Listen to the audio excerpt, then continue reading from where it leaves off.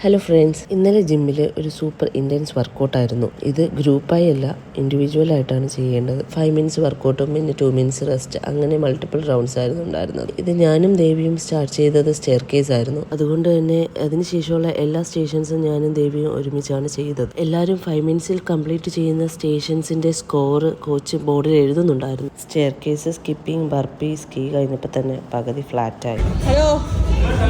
പിന്നെ ഞങ്ങൾ റോവറും ബൈക്കും കൂടെ ചെയ്ത് ഇന്നത്തെ ഡേ കംപ്ലീറ്റ് ചെയ്തു. ശേഷം ജിമ്മിൽ എന്താ നടന്നെന്നുള്ളത് നിങ്ങൾ തന്നെ ഒന്ന് കണ്ടു നോക്കും.